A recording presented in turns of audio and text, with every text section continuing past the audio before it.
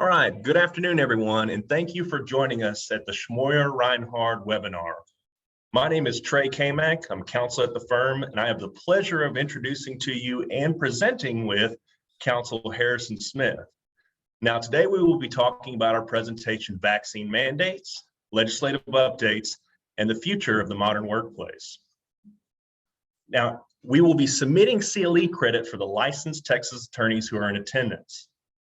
We will also send the MCLE certificate to the attending attorneys for their records. A PDF will be emailed to all attendees of the presentation. Now, there's also going to be a Q&A that is set up that attendees can see the answered questions. We will answer at the end of the presentation. If there's any questions we are unable to answer due to time constraints, please reach out to us.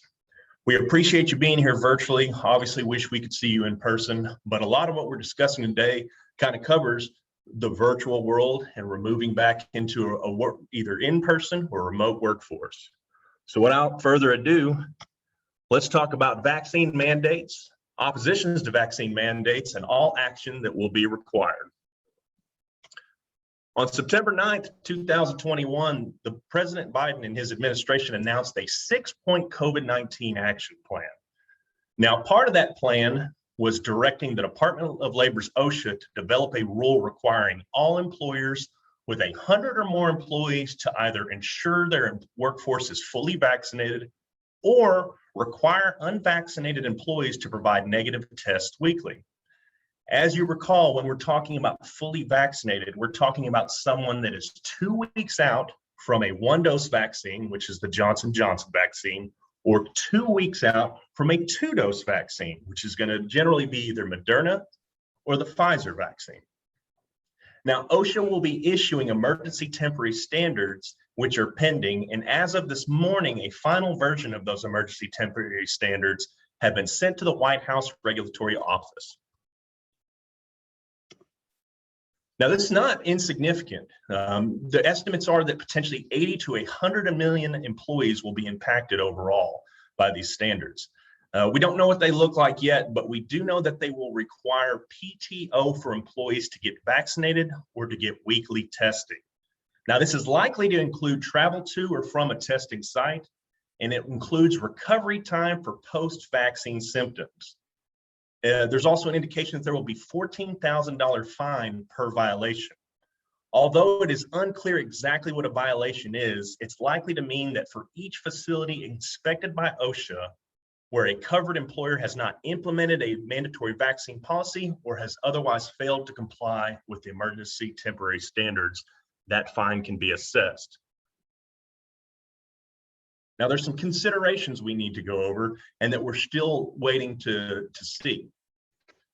One, of course, will be there's a presumption that there will be entitlement to accommodation requests. And there's discussion of Title VII will allow for religious accommodation requests, as will the ADA for disability accommodations.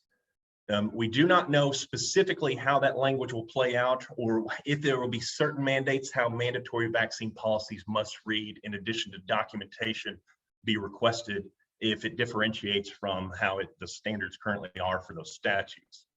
Also, we're unclear on what is a count for 100 employees. Are we talking about the parent company? Are we talking about subsidiaries or affiliates? And then very importantly, who is going to be bearing costs? Now, as you're aware, back in June, OSHA issued emergency temporary standards for the healthcare sector, and we're trying to kind of look at that as guidance. But we're wary to say that because this was issued in June, that this is going to be similar to the one that will be issued here shortly, because there's obviously different standards for healthcare as far as mandating vaccines and also for some of the other standards for that industry. But during that issuance or pursuant to that issuance, it provided that reasonable time or paid leave to each employee was to be provided, and reasonable time could include up to 4 hours or additional time for recovery from any symptoms that were negative from taking the vaccine on either dose. Also, the consideration is the amount of pay to the employees that are non-exempt. So there is no specific compensation requirement in the state of Texas that covers medical testing or vaccinations. However, you do have to comply with the Fair Labor Standards Act. And under the Fair Labor Standards Act, if you require a non-exempt employee to test during the workday, then time spent is compensable. If you require a non-exempt employee to test on their day off or before coming into work, the answer is not quite as clear. A cautious approach is to pay for that time spent until you have more specific orders from OSHA. And of course, there's a consideration is how are employers going to be verifying vaccination status or weekly testing, and again, the cost related to that. It is unclear, at least under OSHA's emergency temporary standards, whether that will include an attestation or actual proof from the vaccine card, whether that will be a PCR test or what kind of testing will actually be required for a negative test. In addition to OSHA's standards, there's also part of Joe Biden's COVID-19 plan, employees of healthcare facilities receiving Medicaid or Medicare funding will be required to have their workforce mandated. Now, CMS announced that it will issue an interim final rule by the end of October this year, requiring COVID-19 vaccinations for workers in most healthcare settings receiving Medicare and Medicaid reimbursement, and they will likely be using the conditions of participation. Part of our guidance, of course, again, comes from the guidance issued in June. Now, the Biden administration has also indicated that any large venue must require patrons to prove vaccination status or provide negative test results to be able to attend those facilities. Now, that's going to include sports stadiums or large concert venues, which would obviously apply to the AT&T Center. It's more than likely not going to apply to facilities such as Cowboys, but I don't know if that's going to include things such as the Aztec Theater. I don't know if that's going to include the Majestic Theater, Floors Country Store, based on their sizes, whether they'll be considered large venues or not. Now, there's also a specific executive order that is called Ensuring Adequate COVID Safety Protocols for Federal Contractors. And the Biden administration has indicated that the task force needed to be put together to provide guidance, which they did on September 22nd of this year, for workplace safety and compliance with the mandate. Now, all employees, contractors, and subcontractors at covered contractor workplaces are required to have their employees vaccinated by December 8th of 2021. Now, this is a very extensive coverage of contracts. Covered in contracts include procurement for services, construction or leasehold interests in real estate, services under the Service Contract Act, which will include any contracts entered into by the U.S. government, or concessions and contracts connected to federal property offering service for public or federal employees and their dependents. Now, this will, as I indicated, mean fully vaccination is required by December 8th, 2021, unless entitlement to an accommodation. What's significant about this mandate for federal contractors or employees where there's a covered contract is that there's not a testing option. You must verify from their vaccine records that they've been vaccinated. You cannot take their word for it. You have to actually see the vaccine records. And there is no antibody exemption to the vaccination.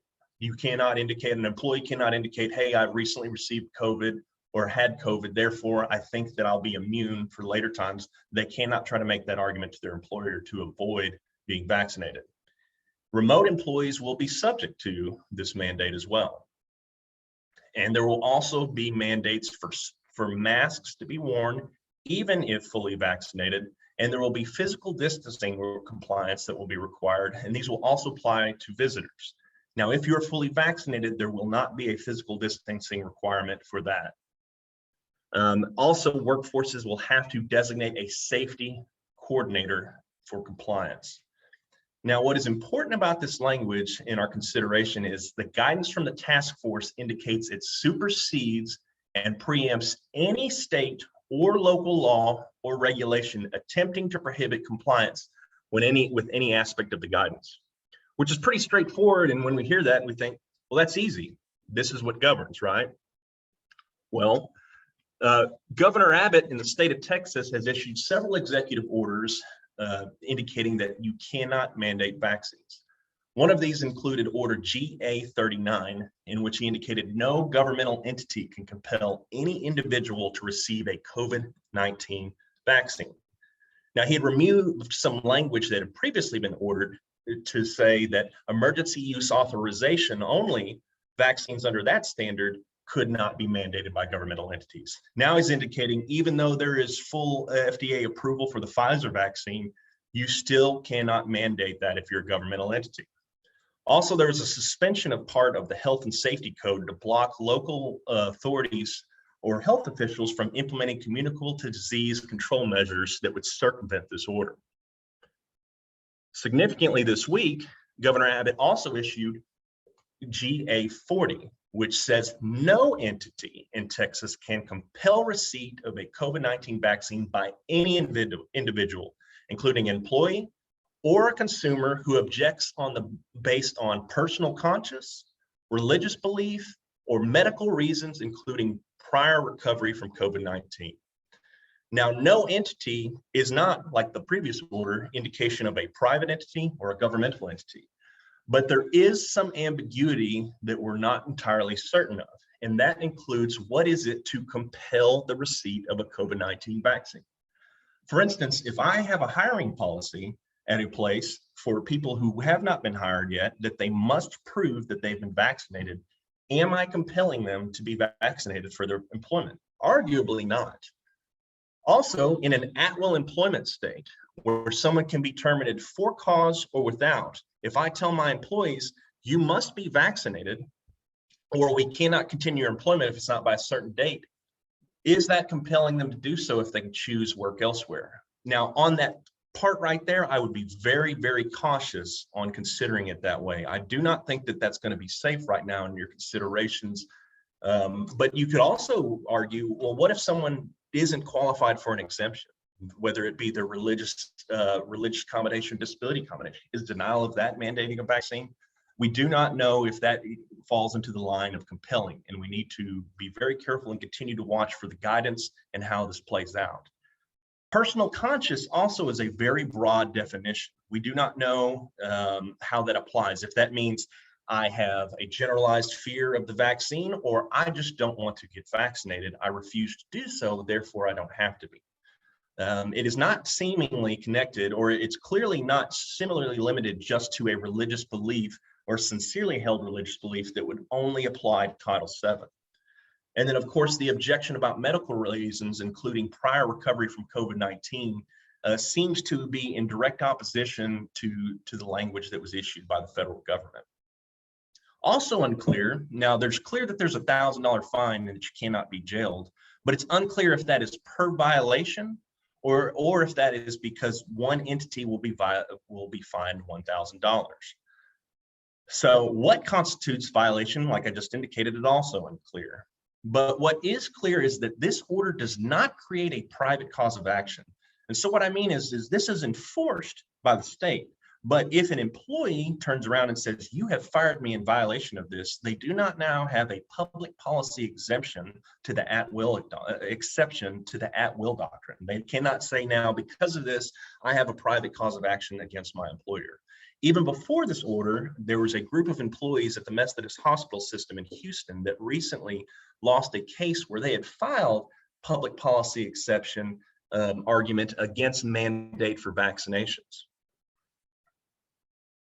That court had found, again, prior to this order, that there was no at-will doctrine exception. Now, despite this language, it does clearly indicate that vaccines are strongly encouraged. Now, as indicated, this is directly contravenes with some of the language from the federal government, and it goes as far as to say is that it actually refers to any orders previously as federal overreach. Just as the federal government indicate that their orders will supersede any state law or local law, Governor Abbott's order indicates that it will supersede any conflicting order from a local official in response to COVID-19. Now, the executive order is to be rescinded if there is a passage of similar legislation in a currently being held third special session. And these orders have been issued related to COVID from the state pursuant to the Texas Disaster Act. Currently, as of last week, a Dallas appellate court indicated that they believe that this is an expansion beyond the actual proper use of the Texas Disaster Act, particularly over previous mandates saying that you could not require masks. So what exactly should you be doing now? Right now, everybody's sitting here waiting to see what happens in doing a risk-benefit analysis. So if you're a federal contractor or have a covered contract, you should begin preparing to comply with mandatory vaccinations. If not, and you have over 100 or more employees but have not mandated vaccines yet, you should prepare for OSHA's ETS and proceed with caution. Now, the executive order does not address incentives in the vaccines. So if you're mid-process, if you are already on your way to rolling out a mandatory vaccination policy, you could consider encouraging vaccines with testing option and the associated costs and time. You could also start getting your policies together or getting your plan together to determine the process you're going to use to receive proof of vaccinations or negative testing. So if you are proving someone is fully vaccinated or their negative status, you need to determine how you plan to implement that. How are you going to request proof of the vaccination card or negative tests? If you are doing so, if you intend to do so, or if you've already had those policies and are proceeding forward with that, you need to limit or avoid questions beyond the status of their vaccination or their testing. What I mean is, if you are talking to someone and you ask if they have proof of their vaccine or they've been vaccinated and they say no, the next question is not, why aren't you vaccinated? You could start talking to them a little bit about the process, but you do not want to get into a conversation about any religious objections that they have or the fact that there are any ADA accommodation reasons specifically. So do not ask disability-related inquiries or conduct medical examinations as a part of that process. That will be prohibited. If you are deciding that you are going to use a third party to administer shots, if you are required, you should require them to comply with any notice or authorizations under any privacy laws, particularly any privacy considerations under the ADA with medical documentation. And remember that there is also a prohibition in the state of Texas on vaccine passports being used as a condition of services with a state entity. To the extent that you are writing or processing your vaccination status policy, define and narrow the use of the testing status and compliance requirements. What are you actually intending to accomplish with your goals besides merely proving that you have vaccines or negative tests and making sure that you have a safe and healthy and productive workforce? Your managers need to be trained on, identified and trained on who's collecting that information. As indicated, there will be privacy considerations under the ADA and compliance, and you will need to, just as you would previously, separately and confidentially store medical documentation.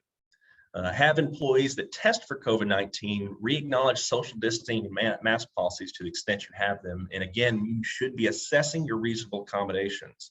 The policies that you present should have some form of documentation indicating that they can submit a request, but also that the employer is entitled to request additional proof or documentation.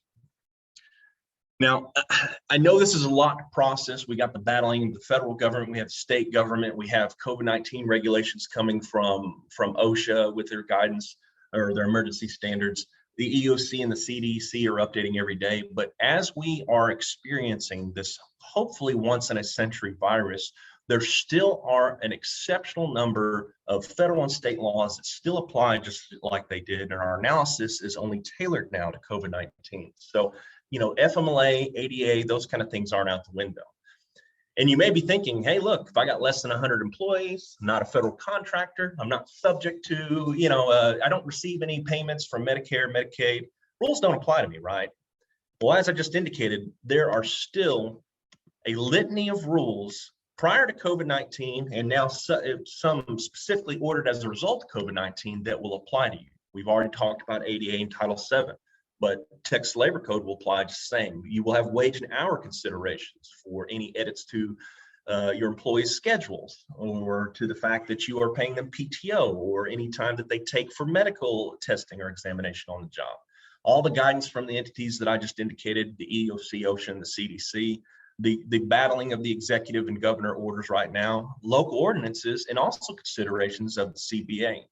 And particularly for the younger crowd, I don't know if they're Gen Zs now or whatever it is after millennials, the most important rule for your employees is going to be, if you didn't take a selfie, it did not happen.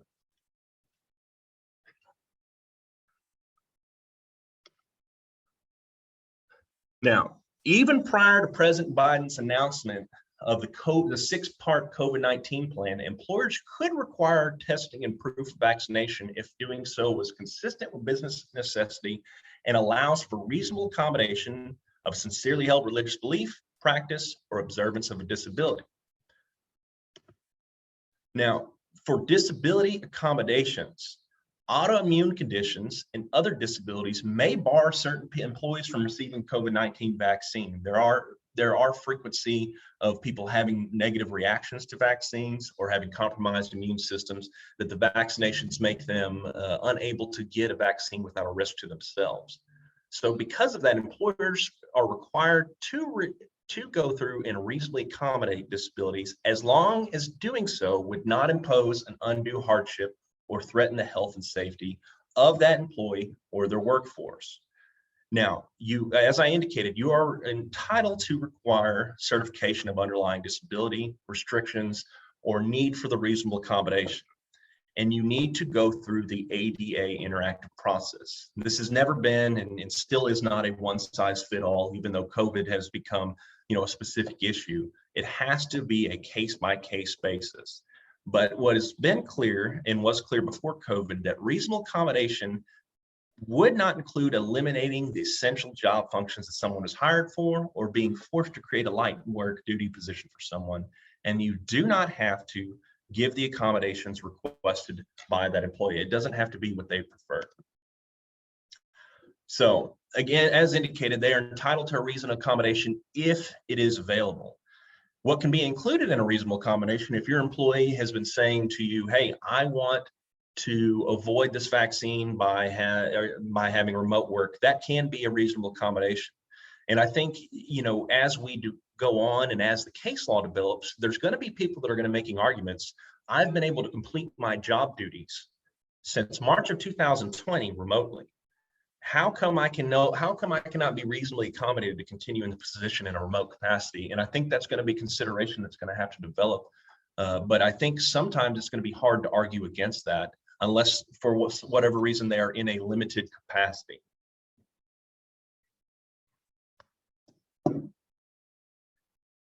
Okay, employers are not required to create the light duty positions, but they could explore alternatives. The ADA, some of the statutes under the ADA indicate that you are able to modify schedules. You are able to do a position transfer. You are able to enhance safety protocol, whether that be through enhanced cleaning processes, enforcement of mask policies, providing gloves or other safety measures, as long as you use that ADA interactive process to understand relevant restrictions and available accommodations.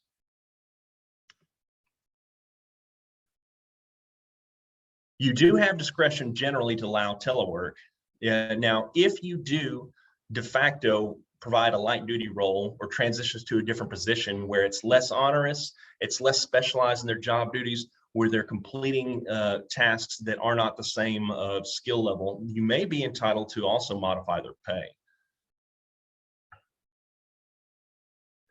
Do not forget that you do not want to have desperately treated employees. Discretionary decisions could lead to a perception of more favorable treatment to one employee over another. And that is often how allegations come to comparators and whether or not they were discriminated against because of their disability. And that's how these cases can be developed. Now let's talk about a little scenario related to this. John works as an online technician for a private company with federal contracts. John works remotely and did so even prior to the pandemic. Due to a change in company structure, John will have to start working 2 days out of the week in the office. John suffers from allergic reactions to vaccinations. John has requested an exemption to the company's vaccination requirement and asked to work remotely on a permanent basis. Is John entitled to a reasonable accommodation for his potential allergic reactions? Is working from home a reasonable accommodation for his position? Does his remote status impact his request? And how does his employer's covered federal contract change his request? If John is disabled, he is entitled to a reasonable accommodation if one is available. This also applies if his employer has a covered federal contract, which will allow for exemptions if they're legally entitled to an ADA accommodation. Remote work can be given to John as a reasonable accommodation.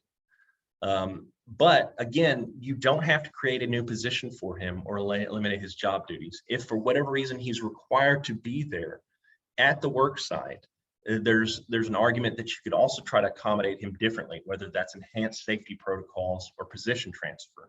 But you have to go through the interactive process with John. You have to determine whether or not there is a safe and meaningful way that does not create an undue hardship on the employer to accommodate his requests. In addition to ADA accommodations, there's also considerations for religious accommodations under Title VII. Now, Title VII requires employers to reasonably accommodate employees' religious beliefs or practices unless doing so would impose an undue burden on the employer's operation. Now, religion is construed broadly. And what I mean is that if an employee has a religious belief that you consider in some way unconventional or not part of what is considered mainstream, that does not mean you can deny their request just because you are not as familiar with their religious practices. And it isn't always just religion, it is also their sincerely held beliefs, religious beliefs. So it does not have to be a proper, or it does not have to be a large organized religious entity. Employers may request additional supporting info, but should tread lightly on the reasons that they're doing that. So you can definitely deny a request if safety considerations is part of your undue hardship. And frankly, if there's a de minimis cost that the employer has to incur, whether or not that's because you have to have money incurred because you have to hire additional employees or because you have to have positions covered, you are able to deny requests based on that, but you should always review it and be very careful whenever doing so. And if you do deny a request, do not indicate the basis of your denial. Do not indicate it's based on you not believing their sincerely held religious belief. Do not make an indication at all so you can preserve all options if there's an issue at a later point. Now, you may be required to accommodate them, to offer some form of exception to your mandatory vaccine policy based on their sincerely held religious beliefs. And what could possibly be an accommodation could be have them continue to wear their masks, to social distance, similar to the ADA and potential ones, accommodations. You could have enhanced safety protocols and a modified schedule.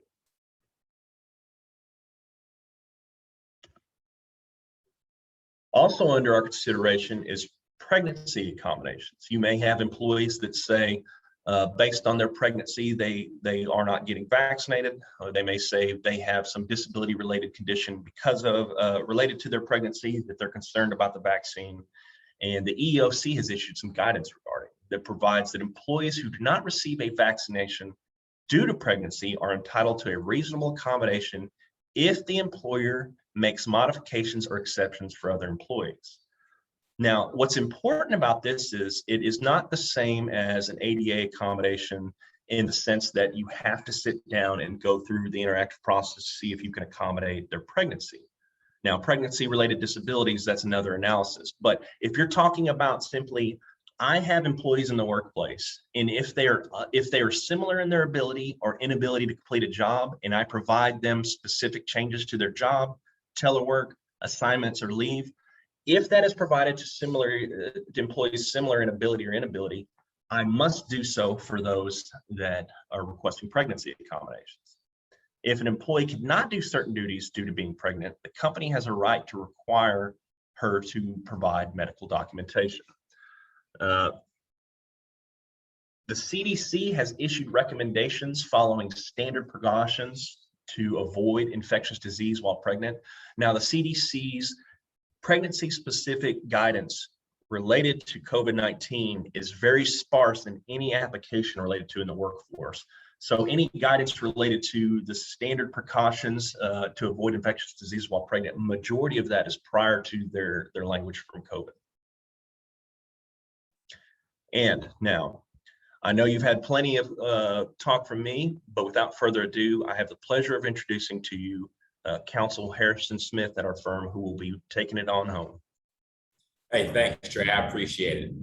Yeah, so now, as you mentioned earlier, even in the COVID-19 context, workplace rules still apply, which means that employers must work through wage and hour considerations. Now, PTO may be used to cover time used for traveling and to and from vacation sites and getting the vaccine. But as you briefly touched on earlier, Trey, we also have to consider this.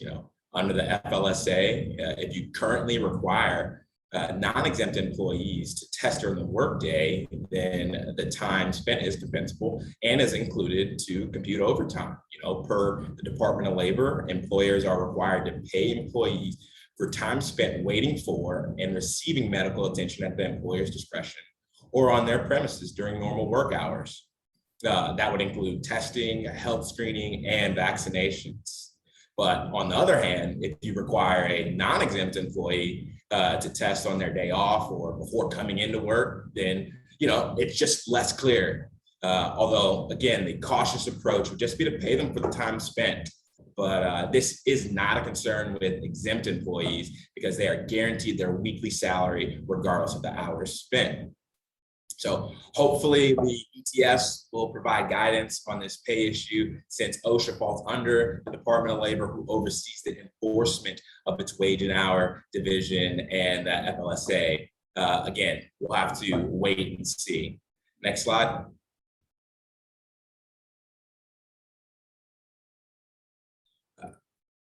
So for employers with unionized employees, Section 8A5 of the National Labor Relations Act requires employers to bargain with unions over wages, hours, and other terms and conditions of employment. Although the National Labor Relations Board has yet to analyze cases about mandating vaccines or testing, it is reasonable to presume that requiring an employee to be stuck in the arm with the needle or have an oversized Q-tip pushed up their nose is considered a mandatory subject of bargaining. Now, whether an employee implements a discretionary policy or is mandated by the government to do so, unionized employers have to consider their duty to bargain, either over the decision or the effects of the change. In bargaining over the decision to implement mandatory vaccines and testing, employers must remember to give advance notice of the policy to the union and give the union an opportunity to bargain over that policy. Now, in bargaining over the effects of implementing the policy, when an employer is complying with government mandates, employers have to consider, what are going to be the dates of compliance, details of compliance, consequences of non-compliance, and who pays and performs the vaccines and testing, just to name a few items. Still, absent a contract waiver that is broad enough to authorize the employer to unilaterally implement the policy and any effects on its employees, the employer must bargain with the union to impasse or agreement. For employers who do have management rights clauses, remember, any waiver must be clear and unmistakable. Still, employers proceed with caution, because whether or not a management rights clause would be deemed sufficient legal justification to unilaterally mandate vaccines and testing can still be a difficult question. Again, we're still waiting on the ETS and the National Labor Relations Board to clarify this. Next slide.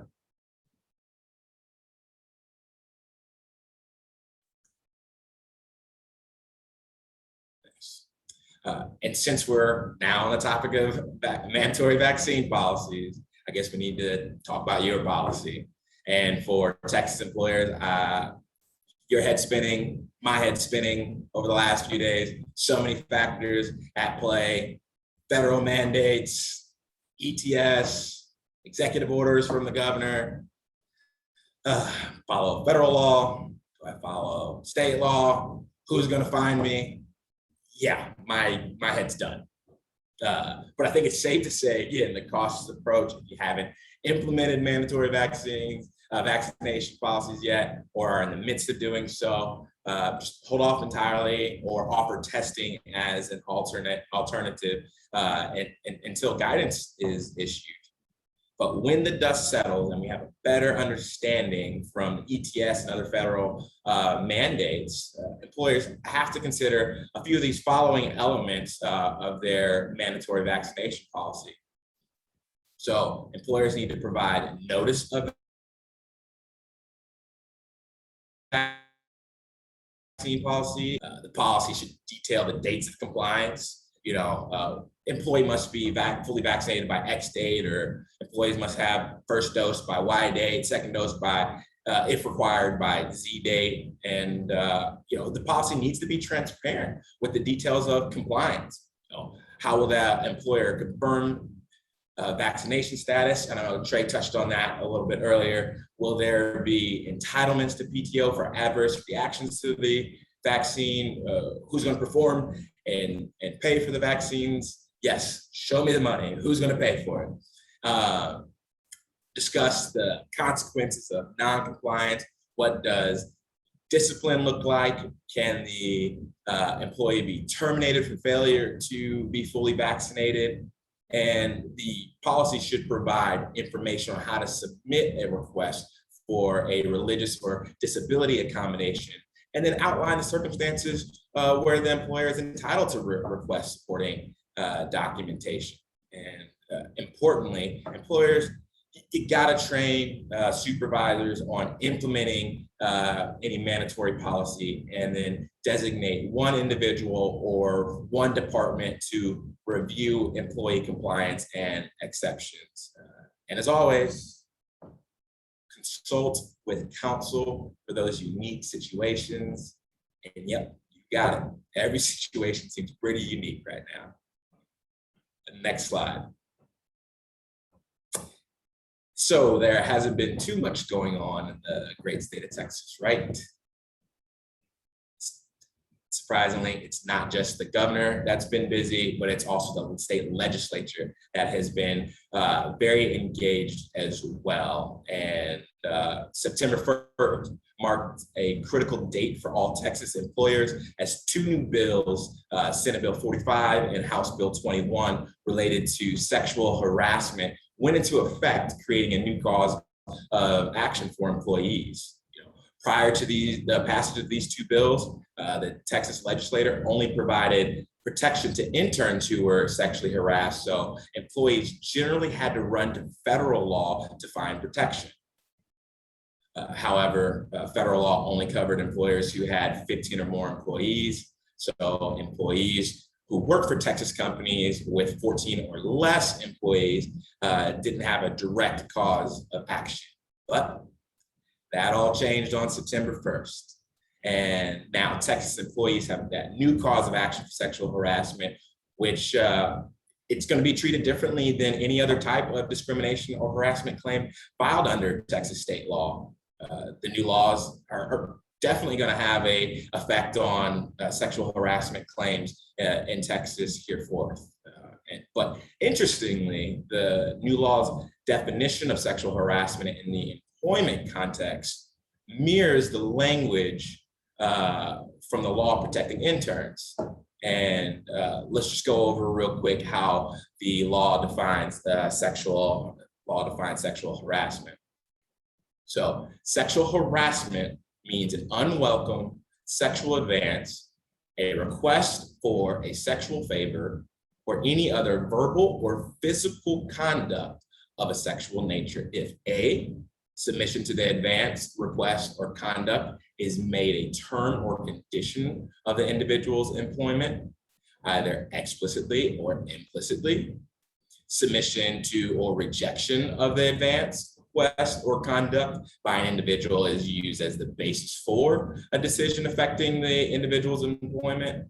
C, the advance, request, or conduct has the purpose or effect, we'll come back to that, purpose or effect of unreasonably interfering with an individual's work performance. Or D, the advance or request or conduct has the purpose or effect of creating an intimidating, another keyword, intimidating, hostile or offensive working environment. So prior to the law, sexual harassment, whether quid pro quo or hostile environment, was defined by case law. And while the new definition is similar to the case law, it is important to note a few significant differences. So first, absent from the definition is the concept that the conduct must be severe or pervasive. Instead, the definition of sexual harassment incorporates the language related to the conduct having the purpose or effect. And the definition also includes the term intimidating to describe the work environment, in addition to the traditional hostile or offensive terms. So the effect of these changes are presently unknown and will have to be determined by the courts. But these changes very well may have lowered the barrier for employees to bring harassment complaints. Next slide.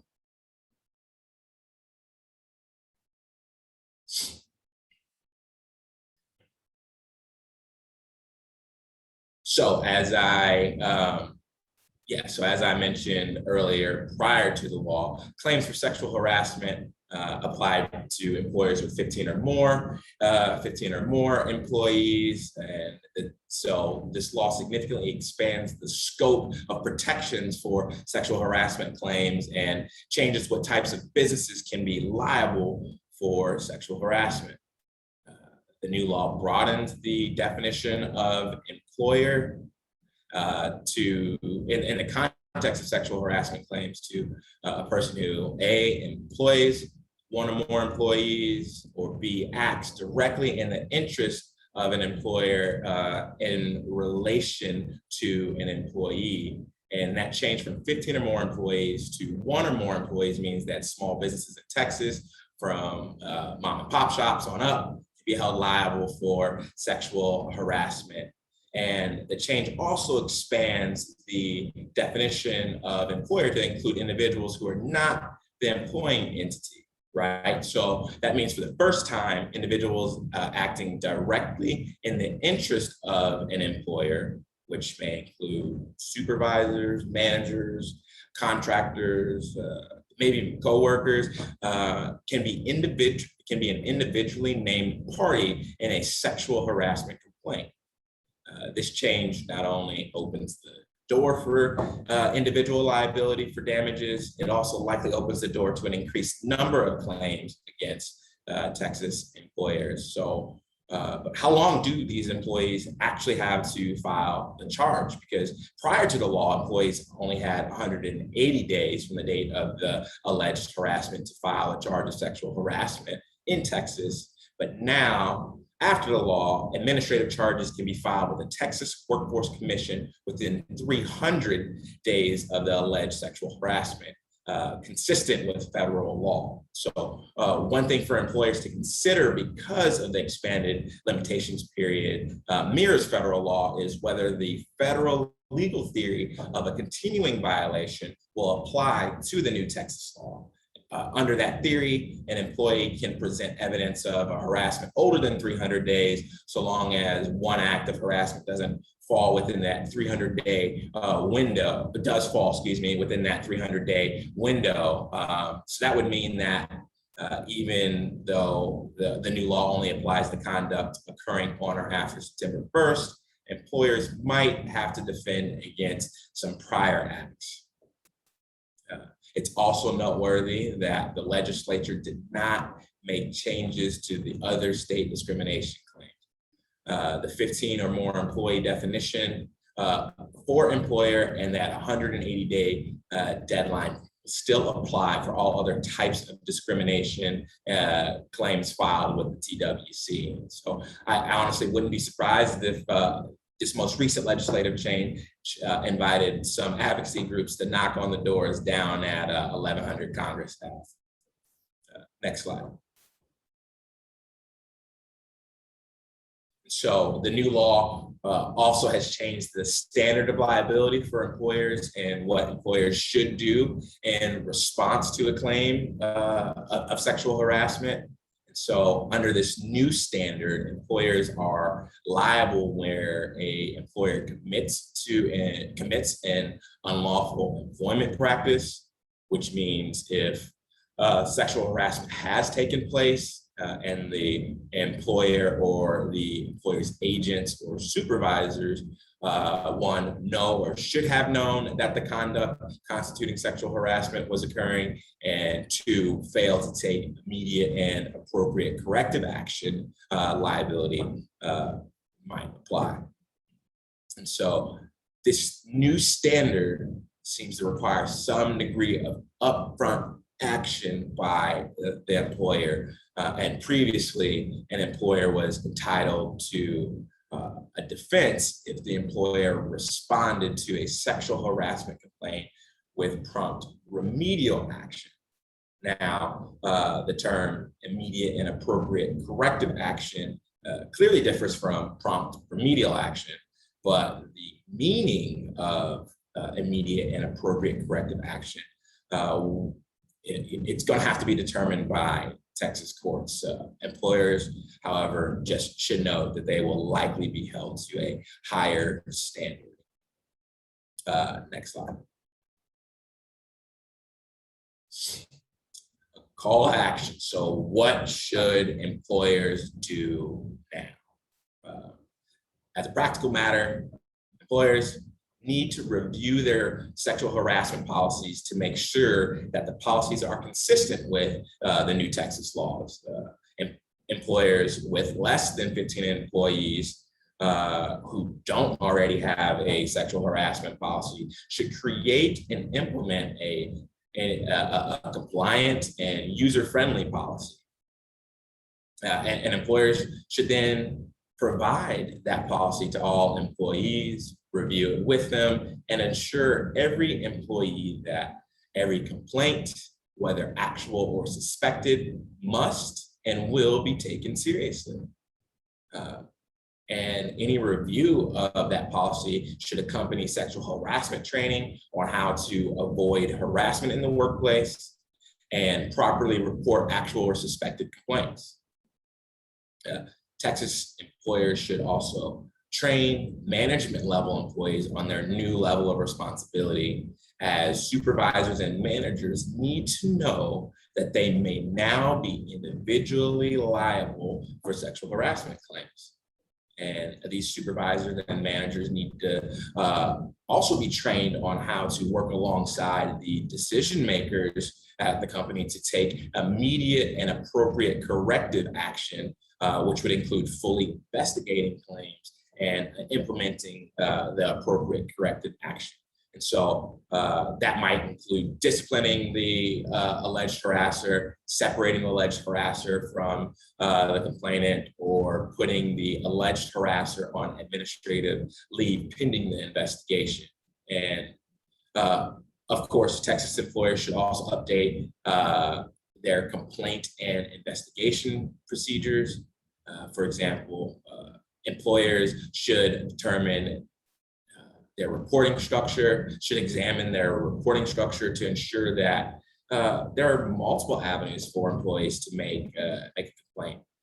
Certainly, there's the traditional line of authority, but employers may want to consider reporting avenues that include alternate supervisors or managers, in case that person, the next level up in the traditional reporting is the alleged harasser. You know, you want to make sure there's different supervisors or managers, different HR professionals, and even executive level management who are part of the alternative reporting structures.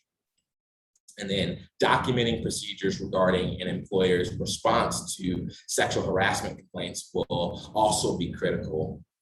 Whenever there is a claim, employers should include how and when the employer became aware of the sexual harassment and any actions the employer took to investigate the complaint and any corrective action, if warranted, in response to the complaint.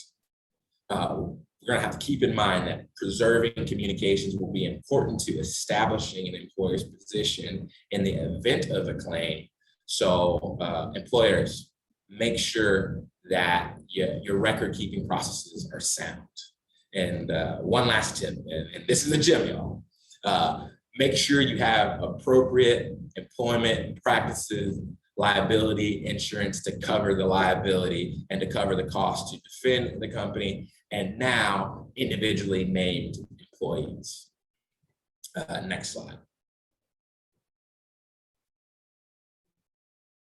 So let's work through a sexual harassment scenario.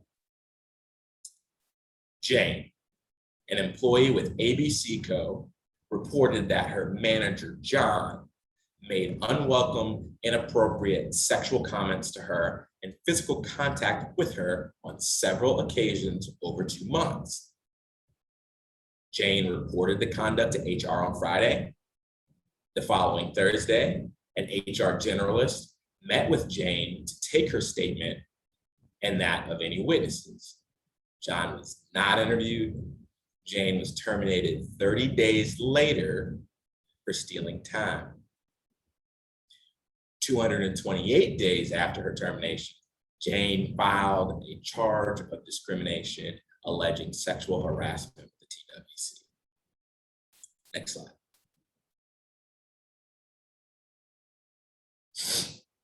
So here are some questions that we need to consider. Did Jane timely file a charge of discrimination? Well, yes. Jane filed a timely charge of discrimination alleging sexual harassment. Based on the new law, Jane now has 300 days to file the claim, not just 180 days. Jane filed the charge 228 days after her termination, 258 days after that investigation, and 262 days.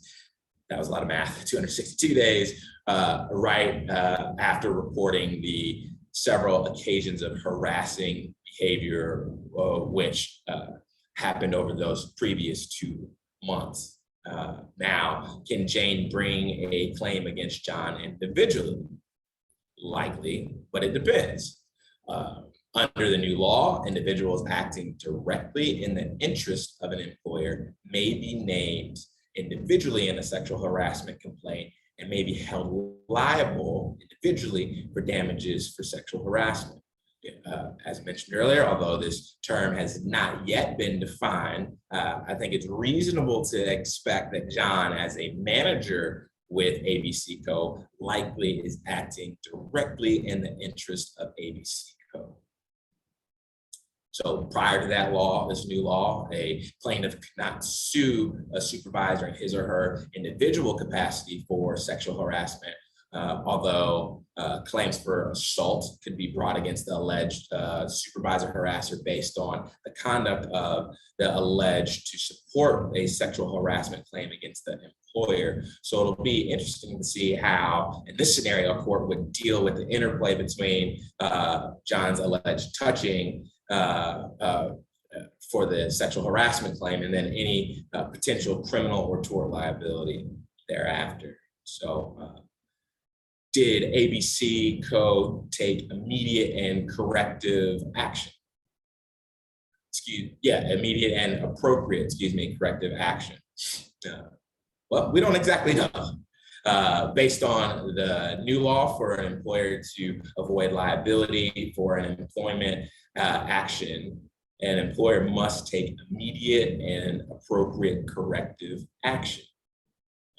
We understand that it is likely a higher standard, but right now we're still waiting on guidance on what those terms actually mean. But it's certainly reasonable to interpret that immediate doesn't mean waiting 6 days from when Jane reported the touching and inappropriate conduct on Friday to take her statement the following Thursday.